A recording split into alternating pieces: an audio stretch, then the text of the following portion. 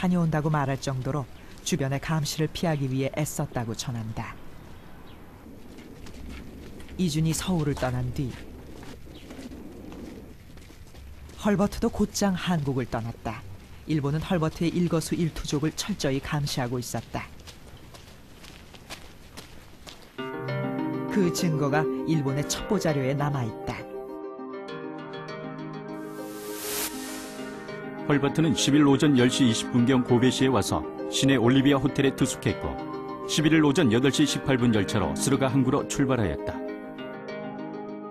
헐버트 박사는 나름대로는 자기가 일본의 표적의 대상이 되고 또 한국 특사들은 별도로 용이하게 한국을 빠져나갈 수 있는 그런 계기를 만드는 결과가 됐어요. 일본이 헐버트만을 주시하는 사이 이준은 무사히 한국을 빠져나갔다.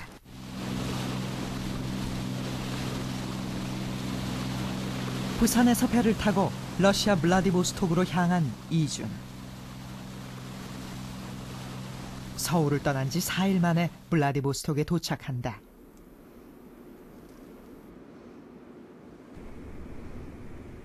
이곳에서 이준은 또 한 명의 특사와 만난다. 이준 선생. 한국으로부터 미리 연락을 받은 이상설.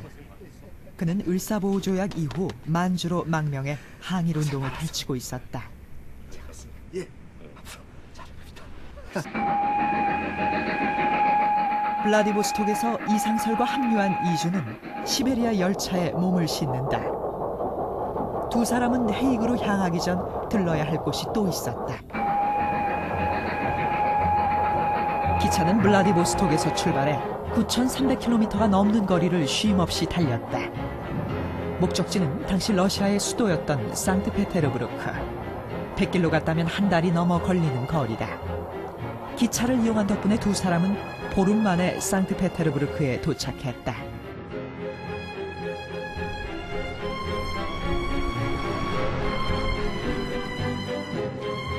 도착 즉시 이준과 이상설은 전 러시아 공사인 이범진을 찾았다. 을사보호조약 이후 일본은 외국에 있는 한국 공관을 폐쇄하고 공관원들을 모두 철수할 것을 명령했다. 그러나 러시아 공사였던 이범진은 일본의 명령을 따르지 않고 러시아에 남아 있었다. 고종의 은밀한 지령이 있었기 때문이다. 이준을 만난 자리에서 이범진은 자신의 아들 이위종을 소개한다. 아버지를 따라 외국에서 생활했던 이위종은 영어, 프랑스어, 러시아어에 능통했다.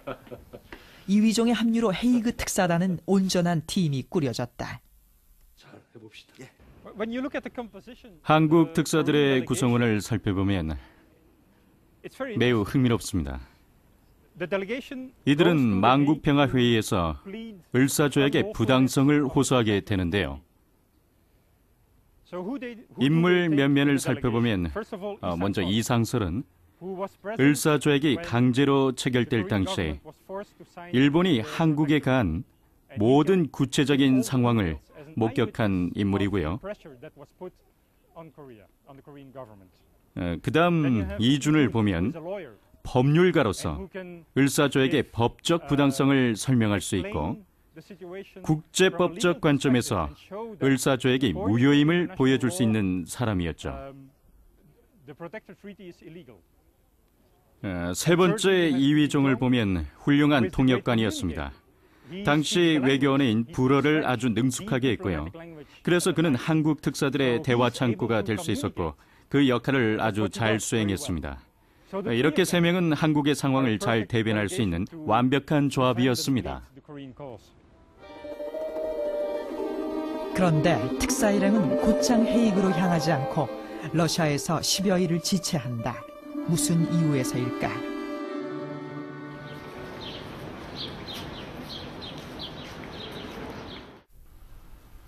그에 대한 해답을 러시아 문서보관소에서 찾을 수 있었다.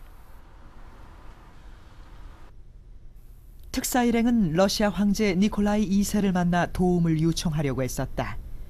하지만 고종의 친서만 전달하고 결국 만나지는 못했다.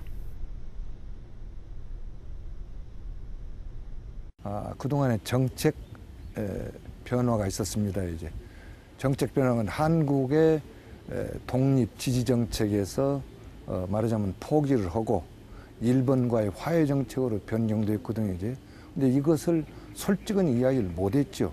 왜 못했냐 하면 지금까지 한국의 독립 지지 정책을 이제 변경했다. 이렇게 우리 대표들은 이야기를 하지 못하고 그냥 치일패일 말하자면 출장 중이다. 지금 바쁘다. 이런 식의 이제 그 변명을 했던 것입니다. 헤이그 특사들이 러시아를 찾은 그때 러시아는 일본과 비밀 협상을 진행 중이었다. 러일 전쟁에서 일본에 패한 러시아는 한국에서 일본의 우위권을 인정하고 어떤 간섭과 방해도 않는다는 약속을 한다. 대신 만주와 외몽골에서의 권익을 승인받았다. 또한 러시아 외상이 반전주의자인 이즈볼스키로 바뀌면서 일본과 화해 무드로 돌아섰다. 이런 상황에서 러시아는 더 이상 한국을 도울 이유가 없었다.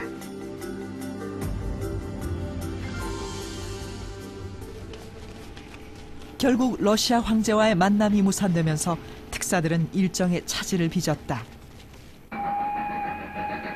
이준 일행은 상트페테르부르크에서 기차를 타고 베를린, 브뤼셀을 거쳐 네덜란드 헤이그에 도착했다.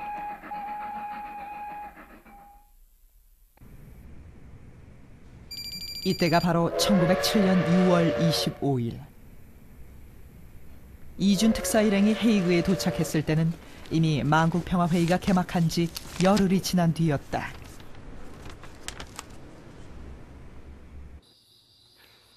서울을 출발한 지 2달 만에 12,000km가 넘는 거리를 이동해서 이준 특사 일행은 헤이그에 도착했습니다.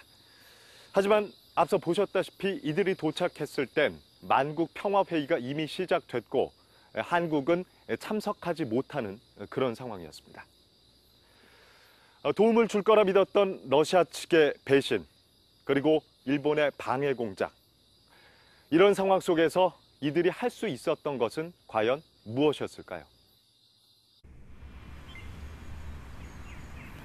만국평화회의장 안으로 들어가지 못한 헤이그 특사들. 이들은 도움을 청하기 위해 만국평화회의 의장인 러시아 대표 넬리도프를 찾아간다. 그러나 넬리도프 의장은 이준 특사 일행을 만나주지 않았다. 넬리도프는 이미 본국 러시아로부터 한 통의 전문을 받은 상황. 이즈볼스키 외상이 보낸 전문이다.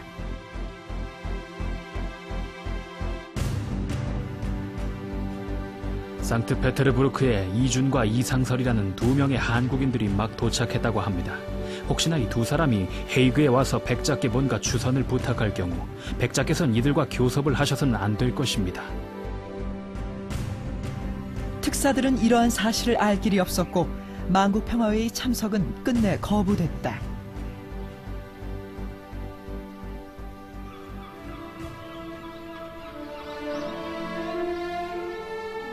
그러나 이들에겐 또 다른 기회가 기다리고 있었다. 당시 유럽은 시민운동이 태동하던 시기로 식민지를 쟁탈하는 제국주의에 반대하는 목소리도 생겨났다. 그 와중에 만국평화회의가 열리자 많은 시민운동가, 언론인들이 헤이그로 속속 모여들었다. 만국평화